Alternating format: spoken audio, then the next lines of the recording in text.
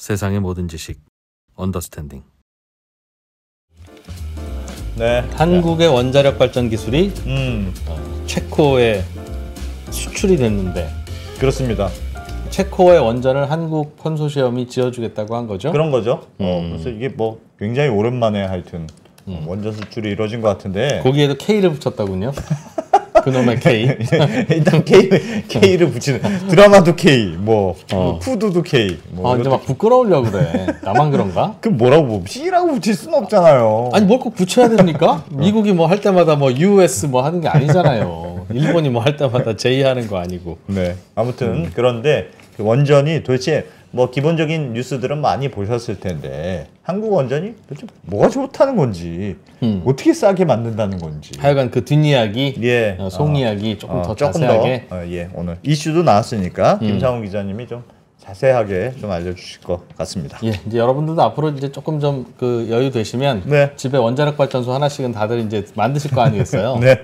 그러니까 참 잘 들어두시면 네. 예, 업체 구할 때 선정할 때 좀 도움이 되실 것도 네. 같습니다. 김상훈 기자님 모셔보겠습니다. 어서 오십시오. 네, 안녕하세요. 김상훈입니다. 네. 발빠른 취재. 어제 나왔는데 오늘 바로 한다. 원래 내일 하려고 그랬는데 대표님이 시켜가지고 하루 땡겨서 한다. 예. 아주 자세히 취재를 하려고 그랬는데 콩가루 회사구만. 급하면 빨리 해야 된다. 예. 알겠습니다. 네. 네. 어쨌든 15년 만에 저희한테 조금 날아든 기쁜 소식 같은 거잖아요. 2009년에 바라카 원전 당시에 186억 달러, 그러니까 한국 돈은 한 21조 원 예. 수출을 했다라고 하는 얘기가 있고 난 뒤에 정확히는 아니죠. 한 15년 만쯤 되는 건데 이게 좀 의미가 있는 게 뭐냐면 울진에 있는 한울 원전이라는 곳이 있어요. 이게 1982년도에 지어진 건데 예. 여기 원전이 프랑스 원전이었습니다. 프랑스가 가지고 있는 노형을 네. 가져다 우리나라에서 지은 거였는데 원래 프랑스 거였어요? 맞습니다. 예. 그래서 이제 2009년도에도 당시에 저희가 EDF 프랑스에 있는 한전 같은 공기업이거든요. 예. 그때도 프랑스 EDF랑 한전 컨소시엄이 맞붙었는데 그때도 한전이 이겼거든요. 네. 그 다음에 거의 굉장히 오랜만에 다시 한번 맞붙은 건데 이번에도 한수원 컨소시엄이 이겼다. 근데 그 얘기를 말씀을 드릴 건데 조금 뭐랄까 언론에 보도가 되기를 24조 원 수주를 했고 또 두 기가 다시 또 계획된 두 기가 이제 발주가 나오게 되면 예. 그것까지도 수주를 할 수 있어서 50조 원 가까이 수주한 게 된 셈이다라는 보도들이 굉장히 많이 나왔던데 예. 일단 조금 정확하게 짚고 넘어가야 될 게 우리가 수주한 금액이 24조 원이라는 얘기는 아니거든요. 이게 그 체코 정부가 예상한 사업비가 한 기당 12조 원이고 지금 이번에 발주가 나온 게 두 기거든요. 예. 그럼 두 기의 사업비가 24조 원이라는 얘기인 거잖아요. 네. 그렇죠. 근데 12 맞습니다. 더하기 12. 한국이 수주를 한 거는 잠깐 슬라이드 보여드리면 보통 발전소를 지을 때 이런 식으로 짓거든요. 이게 앞에 있는 기획 단계라고 하는 게 있고 그 다음에 설계, 구매, 그 다음에 공사, 나중에 유지 보수까지 이런 걸 총 다 해서 사업비를 저희가 얼마다라고 평가를 하는데 이번에 한수원이 수주를 한 거는 일단 EPC라고 해서 설계와 구매 공사 단순 도급은 아니지만 설계와 구매 공사까지 이거를 한수원 컨소시엄이 맡고 아마도 뒤에 따라오는 유지 보수, 그러니까 해결료를 공급해야 되고 예를 들면 원전에서 어딘가 뭐 고장이 났다, 문제가 발생했다, 그러면 고쳐주는 것도 해야 되잖아요. 이건 원전의 특성상 따라올 수밖에 없는 사업이긴 한데 네. 그래서 실제로 수주한 금액이 얼마인지는 아직까지 확정되지는 명확하지 건 없습니다. 그럼 기획은 누가 해요? 기획. 이 기획은 이건 체코 정부에서 했죠. 기획은 그래서 체코 정부. 체코 정부에서 우리가 그 두코반이라고 하는 지금도 원전이 돌아가고 있는 지역이 있는데 예. 그쪽에 원래는 한 기를 지으려고 하다가 두 기를 붙여서 짓게 되면 조금 더 경제성이 있구나라고 이렇게 본인들이 이렇게 타당성 평가, 사업 타당성 평가 이런 것들 다 해서 필요 자금도 우리가 다 조달을 하고 대출도 얼마 받을지도 다 그 대출 기관도 다 정해놓고 그 다음에 공사를 누가 할래? 라고 이렇게 입찰을 붙인 겁니다. 그래서 EDF랑 EDF 컨소시엄이랑 한수원 컨소시엄이 부딪혀서 한수원이 이겼다. 근데 총 사업비가 24조 원인 건 맞는데 이 중에 우리가 수주한 금액이 얼마가 될지는 내년 3월까지 이제 체코 정부랑 협상을 해서 얼마의 알겠습니다. 공사를 할지 이걸 결정을 해야 되는 문제가 아직 남아있다. 24조 원이 전부 다 우리가 먹는 금액은 아니다. 맞습니다.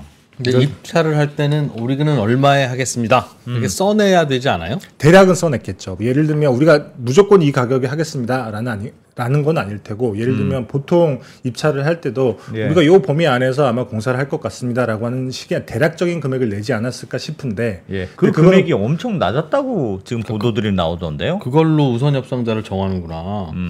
그 금액은 얼마인지 아직까지 뭐 외부에 공식적으로 밝혀진 건 없습니다. 예. 뭐 지금 언론에 나오고 있는 그 소위 말해 덤핑 수주를 했다라고 예. 하는 논란, 요거는 어디서부터 나온 거냐면 이게 저는 조금 말이 안 된다고 생각은 하는데 산업통상자원부가 보도자료에 이렇게 적어놨거든요.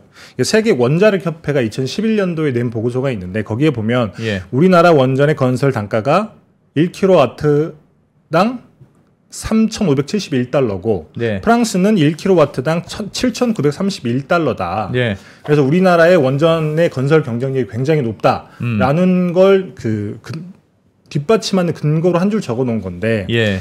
이제 덤핑 수주한 거 아니냐라고 하는 그 기사의 근거가 딱 이 문구예요. 아, 그러니까 우리나라는 건설비가 낮는데 그렇습니다. 낮은데 우리가 얼마에 짓겠다라고 그건 아직 제안을 공개는 한 게 아니라 그 공개는 금액은 아직 얼마인지 몰라요. 그 금액은 얼마인지 모르고 제안은 했는데 아직 밝혀지지 않은 그렇죠. 거예요.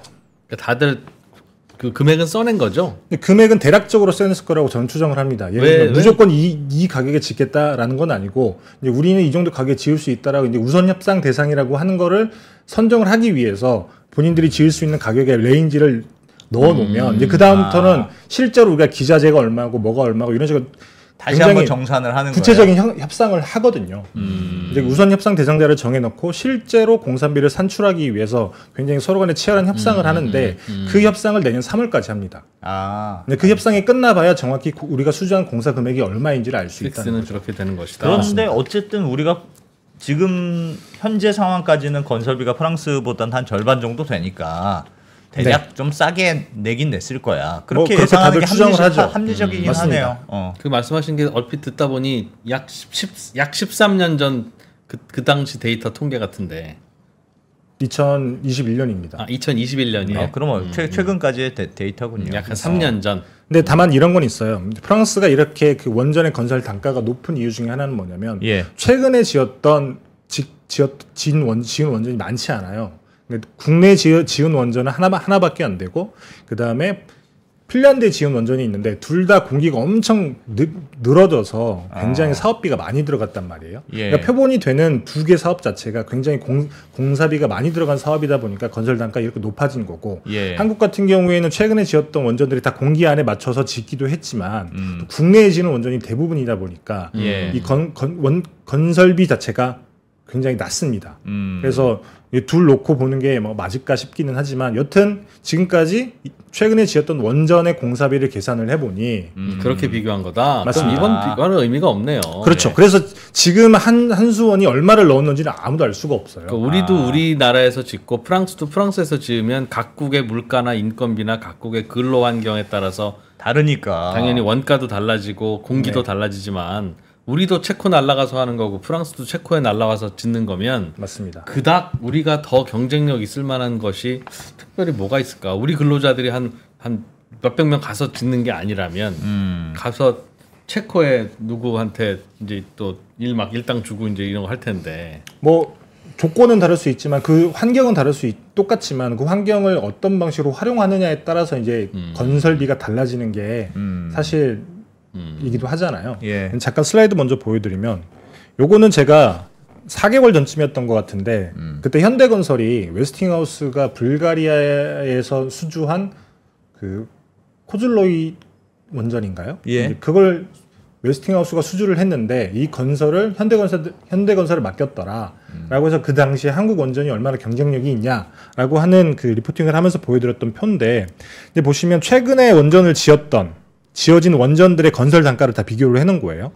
영국에 있는 비영리 단체가 해놓은 건데 한국의 신월성 원전 같은 경우에는 1메가와트/아워를 짓는데 195만 파운드가 들었다. 예. 그 다음에 한국의 신고리, 지금은 세울 원전으로 알려져 있는데 신고리 3, 4, 5기나 5, 6호기도 뭐 220만 파운드, 236만 파운드 요 정도 들었는데 프랑스를 보시면 올킬루오토 원전이라고 하는 핀란드에 지은 원전이거든요. 이거 보시면 1메가와트가 짓는데 597만 파운드. 2배 넘게 든 거잖아요. 예. 그다음에 프랑스 국내 지은 플라망빌이라고 하는 원전 여기는 724만 파운드니까 그 3배 가까이 들었죠. 야. 그래서 이걸 보고 한국 원전의 건설 경쟁력이 굉장히 뛰어나다라고 얘기를 한 건데 근데 이거는 이렇게만 놓고 보면 굉장히 우리나라가 뭐 압도적으로 싸게 지을 수 있구나라고 예. 착각을 할 수 있는데 예. 여기 보시면 우리나라가 UAE 지었던 바라카 원전이 있습니다. 네. 바라카 원전 같은 경우에는 1메가와트를 짓는데 좀 더 들었네요. 406 파운드 정도가 들었으니까 국내에서 지은 것보다 2배 가까이 들었다는 거예요. 아. 아무래도 한국 같은 경우에는 싸게 지을 수 있는 가장 큰 이유 중에 하나가 뭐냐면 예. 한국에 대부분의 기자재 업체들이 다 있습니다. 네.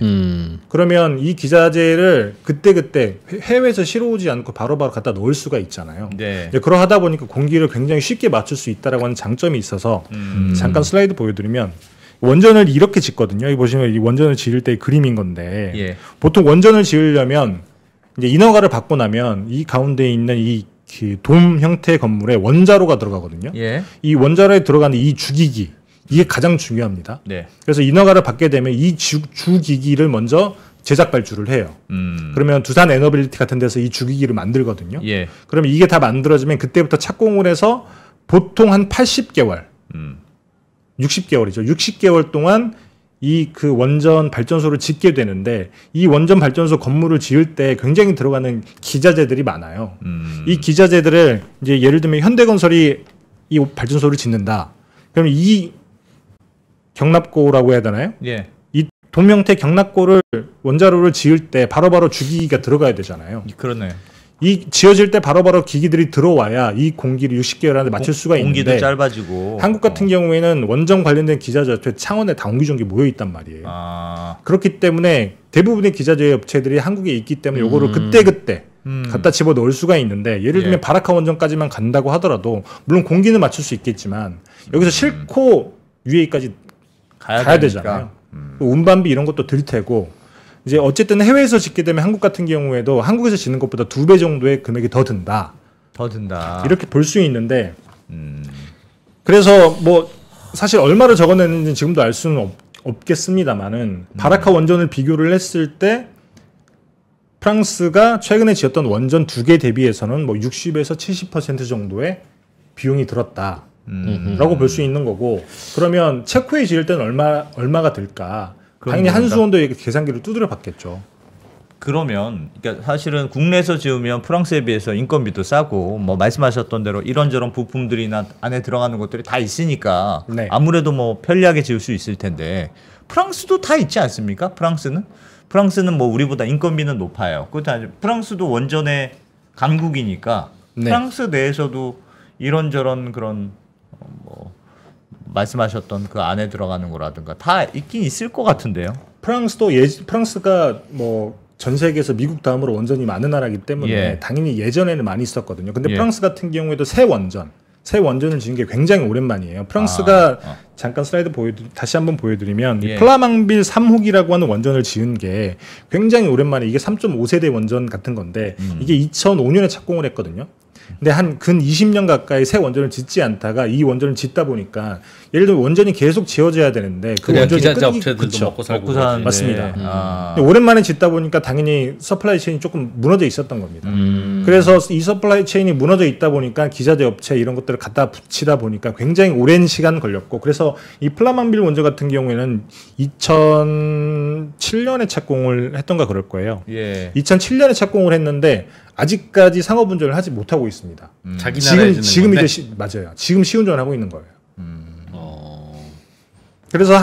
그래서 사실 뭐 자기 나라에 짓는다고 하더라도 이 서플라이 체인이 제대로 갖춰져 있기 때문에 제때 지을 수 있겠습니다만 그리고 네. 뭐 프랑스 같은 경우에 선진국이니까 이러저런 환경 규제라든지 이런 어떤 규제가 훨씬 깐깐하긴 할 거예요. 예. 바라카 원전보다 UAE보다는. 예. 근데 그럼에도 불구하고 프랑스는 국내에 지을 때 이렇게 굉장히 오랜 시간이 걸렸다. 이제 그러하다 보니 이렇게 사업비가 많이 든 거고 프랑스 같은 경우에도 공기를 굉장히 짧게 잡으면 당연히 건설비가 줄어들겠죠. 예. 한국 같은 경우에도 공기가 늘어나게 되면 당연히 건설비가 올라갈 테고 뭐 예를 들면 그 문재인 정부 때 탈원전 때문에 저기 한 3년 동안 공사가 멈춘 신고리 5, 6호기 같은 경우에는 물론 공사는 멈췄지만 기자재가 다 발주가 돼 있었던 상태라서 준공 시기는 그렇게 많이 안 미뤄졌더라고요. 그래서 한 6개월 정도 미뤄졌는데 그래서 공사비가 1조가 늘어났습니다. 근데 한국 같은 경우는 공기가 늘어나게 되면 당연히 건설비가 올라갈 수밖에 없죠. 예.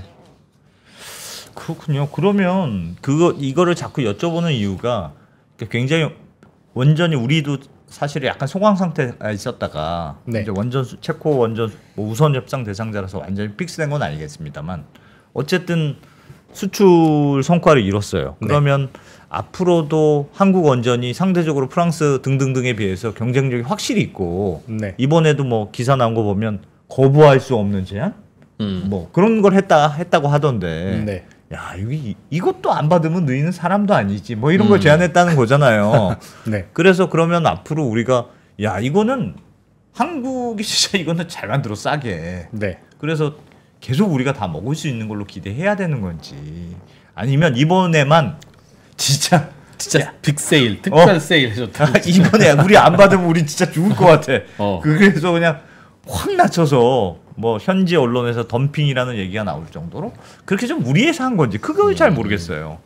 뭐 저는 그건 아닐 거라고 생각을 하는데 일단은 사업비 자체가 저희가 정한 게 아니라 체코에서 정한 거거든요. 그러니까 두 개 다 해서 24조 원 정도 되는 사업비를 어쨌든 체코 정부에서 정한 건데 여기에 맞출 수 있니?라고 물어본 거예요. 그렇죠. 그래서 아마도 체코 정부 같은 경우에는 처음에 사업성 평가를 할 때 여기 와서 원전을 지을 수 있는 데가 어디가 있지? 지금 현실적으로 봤을 때는 서방 자유진영 국가 중에는 한국이랑 프랑스밖에 없어요.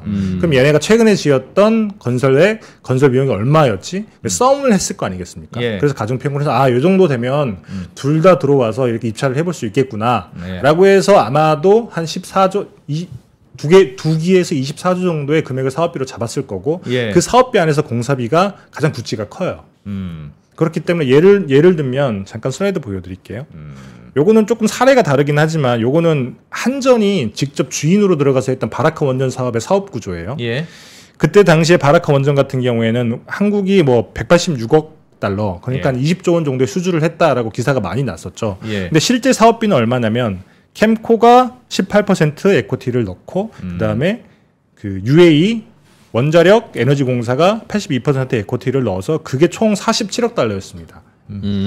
그러면 이 47억 달러가 이제 사업비로 에코티로 들어가 있는 거고 심지어 한전이 저 발전소의 주주네요. 그렇죠. 지금도 주주입니다. 그래서 이거는 한전이 그 일종의 사업에 참여를 한 거죠. 직접 주체로. EPC 공사가 아니라. 그리고 난 다음에 그 대출을 받은 게 190억 달러 정도가 되고 이게 보통은 공사비로 많이 들어가죠. 그래서 대충 따져보면 이때 사업비가 한 27조 정도가 돼요. 28조 정도? 그러니까 우리가 생각했던 그 공사비 21조랑 차이가 조금 있잖아요. 그것과 마찬가지로 그 체코 원전 사업 같은 경우에도 사업비가 24조라고 하면 이 안에서 공사비가 얼마일 텐데 그 안에서 우리가 공사비를 굉장히 많이 낮춰서 우리가 이 정도까지 공사할 수 있겠습니다라고 했을 수도 있겠지만 사실 어떻게 보면 우리 입장에서는 서플라이 체인을 제대로 갖고 있는 유일한 나라이기 때문에 최대한 공기를 맞추게 되면 우리가 이 정도 예산은 최대한 많이 남기면서 공사를 할 수 있겠다라고 당연히 입찰 제안을 했겠죠. 그렇기 때문에 제가 생각하기에는 뭐 그렇게까지 덤핑을 쳤을까? 왜냐면 바보 같은 짓이잖아요. 프랑스가 이 정도 가격까지 내릴 수 없다는 걸 분명히 알고 있음에도 불구하고 기본적으로 하여튼 원가 경쟁력이 있다 우리는. 맞습니다. 그거는 서플라이 체인이 잘 갖춰져 있어서 그렇다. 그렇죠. 뭐 빨리빨리 이런 것도 있을까요? 뭐 하여튼 빨리빨리 만든다면서요. 이번에 그 입찰에 들어가는 게 다 컨소시엄이잖아요. 그래서 예를 들면 입찰에 들어간 그 명단을 보게 되면 프랑스 컨소시엄 같은 경우에는 터빈을 어디서 만드냐면 GE에서 만들어요. 그러니까 미국이잖아요. 그래서 프랑스 컨소시엄 같은 경우에는 대부분의 기자재 업체라든지 다 다국 접근으로 이루어졌다는 거예요. 근데 한국 같은 경우에는 뭐 운영, 그다음에 연료 공급, 그다음에 설계, 그다음에 주기기 제작, 기자재 제작 이런 것들이 다 이렇게 단일 국적입니다. 한국 국적으로? 맞습니다. 그렇기 때문에 한국 같은 경우에는 이 주기기 계약 이런 것들을 굉장히 원활하게 할 수 있는 거죠. 예를 들면 올킬로트 원전 같은 경우에 보통 그 프랑스가 핀란드에 지으려다가 망한 프로젝트거든요. 여기 같은 경우에 사업비가 3배로 늘어났어요. 한 17년 가까이 걸렸는데 이때 그 주기기 제작을 맡았던 곳이 지멘스였습니다. 예. 독일의 지멘스. 근데 어떤 이유였는지 모르겠지만 독일의 지멘스가 주기기 납품을 1년가량 늦췄습니다. 그러니까 이런 문제가 생긴다는 거예요. 어떤 문제가 있었는지 지금 정확히 알 수는 없습니다만 어쨌든 그렇죠. 어쨌든 그런 문제가 좀 더 우리 입장에서는 용이하지 않겠느냐. 그렇죠. 그래서 한국 기업이니까 한국이 어필을 한 게 우리는 단일 국적인데다가 이제 우리는 그 니네 예산 책정한 예산 그 다음에 니네들이 책정한 공기안에 무조건 맞출 수 있다. 이걸 어필을 했고 실제로 그렇게 지어진다고 하면 당연히 건설 비용은 뭐 크게 많이 남길 이유가 없는 거죠. 알겠습니다. 뭐 꽤 경쟁력 있어서 수주한 거 맞는 것 같다. 뭐 저는 그렇게 판단을 하고 있습니다. 우리는 수주했으면 그런 거보다 잘했네 뭐 하고 하면 되는데 왜 이렇게 국민들이 걱정하지 뭐 혹시 미치지 않을까 얘들 계산 잘한 거 맞나 뭐 돈은 그럼 체코는 그런 돈은 있어요? 아니면 다른 것처럼 우리나라 수출입은행이 체코에 돈 빌려주고 그 돈으로 우리나라 원전 사가는 이번에 아마 금융 지원 방안 같은 것도 하기로 했는데 이것도 협상해서 해봐야 알 것 같은데 아마도 네. 수출입은행에서 뭐 이렇게 대출을 해주지 않을까 싶기는 한데 근데 보통 이런 식의 수출은 항상 수출입은행 같이 끼거든요. 예를 들면 현대건설이 어디죠? 저기 뭐 중동 가서 플랜트를 짓는다고 하더라도 그때도 수출입은행이 대출을 해줍니다. 그래서 보통 해외에서 이런 거대 프로젝트를 딸 때는 항상 수출입은행이 같이 붙는데 요거를 조금 이렇게 뭐 색안경 끼고 보게 되면 아니 뭐 우리가 원전 팔고 우리가 대출을 해주면 우리가 원전을 파는 거냐 이렇게 오해할 수도 있긴 하지만 이건 어느 나라나 마찬가지예요. 프랑스도 마찬가지고 우리나라도 마찬가지고 해외에 가서 어떤 그 거대 플랜트를 딸 때 이것도 수출로 이렇게 인정을 하기 때문에 보통의 액심이라고 하죠. 수출입은행이 어느 나라 똑같은 기관이 있는데 다 똑같이 금융 지원을 해줍니다. 그것도 우리도 똑같이 아마 붙을 거라고 저는 개인적으로 생각을 하는데 그 조건이 이제 협상을 해봐야 알기는 합니다. 하여튼 뭐 돈 걱정도 없다. 알겠습니다. 네. 그리고 또 걱정하는 분들 중에 한 분이 이게 우선 협상자인데 이게 말 그대로 확정이 아니지 않냐. 근데 아까 말씀드렸다시피 이번에는 EPC 계약이라고 하는 거거든요. 예를 들면 문재인 정부 때도 우리가 저기 어디죠? 그 원전에서 영국에서 원전을 짓겠다라고 하고 우선 협상 대상자가 된 적이 있어요. 근데 다만 당시에 그때 한전에서는 우선 협상을 해서 협상을 하다가 우리 도저히 못하겠다라고 나왔거든요. 근데 여기 같은 경우에는 한전이 민자 발전의 주체로 들어가는 겁니다. 그렇기 때문에 리스크가 굉장히 커요. 영국은. 그래서 당시 한국은 그 한전이 우선 협상자임에도 불구하고 중간에 계약을 하지 않았거든요. 그러니까 너희가 지어서 너희가 전기요금 받아서 그 공사비 빼서 가. 맞습니다. 그리고 한 30년 후에 기부 체납해. 얘네가 손실을 보게 되면 우리가 어느 정도 이렇게 보존을 해줄 텐데 보존을 해주는 경우는 이러저러저러한 경우야. 항상 우리가 보존을 해줄 수는 없어. 그래서 그때 한전이 이렇게 해서는 도저히 우리가 남길 수 없겠구나라고 해서 안 하고 나온 거였거든요. 근데 이번에는 경우가 다른 게 우선 협상자이긴 하지만 보통은 EPC 계약인 경우에는 우리 공사만 하는 거잖아요. 리스크를 질 필요가 없기 때문에 이런 경우에 대부분 우선 협상 대상자가 되면 자연스럽게 수주로 이어집니다. 중간에 할래 안 할래 뭐 할 고민거리가 없으니까. 그렇죠. 뭐 예를 들면 체코 정부가 사업비는 뭐 24조 원으로 해놨는데 니네 반값에 공사를 해 이렇게 그 예를 들면 공사비를 후려치지 않는 이상. 알겠습니다. 뭐 어쨌든 뭐 김상훈 기자 좋다니까 좋은 것 같긴 한데. 그러면 이런 게 앞으로 많이 나와요. 유럽에 이제 원전을 짓겠다는 나라들이 많고 뭐 혹은 유럽 아니더라도 그런 나라들이 많아서 와 우리 또 체코도 수출했습니다. 그래서 뭐 이것저것 다 한국이 어쨌든 싸게 잘 짓는다고 하니까. 네. 저희한테 굉장히 좋은 게 뭐냐면 사실 한국 원전을 수출할 수 있는 주요 지역이 유럽밖에 없기는 해요. 우리가 두바이가 아니죠. UAE에 원전 수출을 하기는 했지만 보통의 제3세계라고 하죠. 중동, 아프리카, 뭐 남미 이런 곳들은 러시아나 중국 같은 경우가 굉장히 꽉 잡고 있거든요. 근데 서방 진영 국가 중에 원전을 짓는 지역은 잠깐 슬라이드 보여드리면 유럽밖에 없단 말이죠. 그래서 지금 시장으로 꼽히는 곳들이 우리가 이번에 체코 수주를 했고 저희가 첫 수주를 한 건 아니지만 거의 수주를 한 것 같고 그래서 여기 첫 깃발을 꽂게 되면 이제 불가리아에서도 또 추가 물량이 나올 수도 있고 폴란드, 헝가리, 루마니아, 그다음에 네덜란드랑 핀란드 같은 경우에도 이제 신규 원전을 지었지 지금 사업 타당성 조사를 하고 있다고 하니까 괜찮다라고 하면 여기서 물량이 나오겠죠. 영국은 조금 부담스럽기는 하지만 어쨌든 여기서도 계속 물량이 나올 테고 그다음에 터키 같은 경우에도 뭐 4기 정도의 원전을 지으려고 하고 있고 지금 우리나라랑 러시아랑 같이 경쟁을 하고 있기도 하고 그래서 이 유럽에서 깃발을 꽂아서 여기 제대로 지었다라고 하면 이 유럽에서 나오는 물량들을 한국이 굉장히 많이 수주할 수 있는 교두보가 마련이 되는 거죠. 계속 그래도 프랑스랑은 붙긴 붙겠네요. 아마도 계속 붙을 유럽이면 또 한국이랑 붙었네, 또 한국이랑 붙었네 이러겠네요. 그래서 이번 프로젝트가 굉장히 중요한 것 중에 하나가 이걸 잘 해야지만 우리나라 트랙 레코드가 계속 생기는 거고 3.5세대 원전을 계속 짓는다고 하면 프랑스는 지금까지 지었던 3.5세대 원전 2개가 있는데 둘 다 실패했거든요. 실패했다는 게 뭐야? 아니, 수주에? 수준을 했는데 지었는데 비용이 너무 많이 들어간 거예요. 근데 그렇다 보니까 계속 잡음이 나오고 핀란드에 지었던 3.5세대 원전 같은 경우는 계속 늘어지고 사업 비용이 늘어나고 서로 싸우다 보니까 안전 문제라고 하죠. 다 지어놓고 시운전을 해보는데 문제가 생겨서 또 가동을 멈춘 거예요. 이런 문제들이 계속 생기다 보면 사실 원전을 지으려고 하는 나라들 입장에서는 야 우리가 무서워가지고 이거 프랑스 원전 짓겠어? 라는 생각이 당연히 들 수밖에 없고 한국은 여기서 성공을 하게 되면 지금까지 한 3.5세대 원전을 9기 정도 지은 걸로 제가 파악을 하고 있는데 이 계속 성공한다라고 하면 계속 트랙 레코드는 성공한 것밖에 없잖아요. 근데 그렇게 되면 유럽에 있는 원전들도 우리가 다 수주를 할 수 있는 굉장히 좋은 트랙 레코드를 만들 수 있다는 거죠. 그런 가능성이 좀 있다. 맞습니다. 약간 기대를 해봐도 되는 거 아니야? 제가 기사를 찾아보니까 이런 기사도 있더군요. 그 웨스팅하우스가 야, 너희 한국 원전이라는 게 다 우리한테 가져간 건데 우리 없이 마음대로 니들 수주했던 좀 장난하냐? 우리 동의를 받아야지. 이 결혼은 무효일세. 뭐 이런 주장을 하고 있다고 하던데요. 이 원전에 대한 주장은 아니고 2022년에 그런 주장을 했었거든요. 그래서 웨스팅하우스 같은 경우는 본인들 원천 기술을 가지고 있다. 사실 우리나라가 APR 1400이라고 하는 한국형 원전을 만들 때 그 기술의 원천이 웨스팅하우스인 건 맞습니다. 근데 웨스팅하우스가 미국에 있는 보글 원전이라고 하는 거는 15년 동안 짓다가 망했어요. 여기도 똑같이 시간이 너무 오래 걸려서. 그래서 도시바가 그때 당시에 굉장히 휘청해서 뭐 그 메모리 사업부도 매각하고 그랬었잖아요. 여튼 그 웨스팅하우스가 지금은 브룩필드라고 하는 캐나다 사모펀드한테 넘어가 있는데 웨스팅하우스가 생각을 하기에는 본인들이 원천 기술을 가지고 있었고 그리고 실제로 바라카 원전 같은 경우에는 그때 당시에는 그 기술 자문이라고 하죠.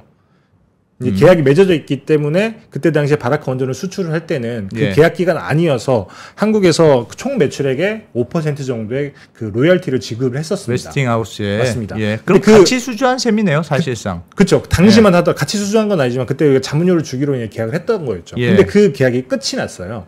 그래서 2022년도에 한국이 수출을 하려면 당연히 우리한테 로열티도 줘야 되고 우리한테 뭔가 있어야 되는데 왜 우리한테 허락도 없이 수출을 하냐. 그래서 미국 정부가 이게 미국 정부랑 맺은 원자력 협정 위반이기 때문에 미국 정부가 허가를 하지 말아야 된다라고 법원에 소송을 냈는데 그때 당시에 법원에서 니네들은 적격이 아니다.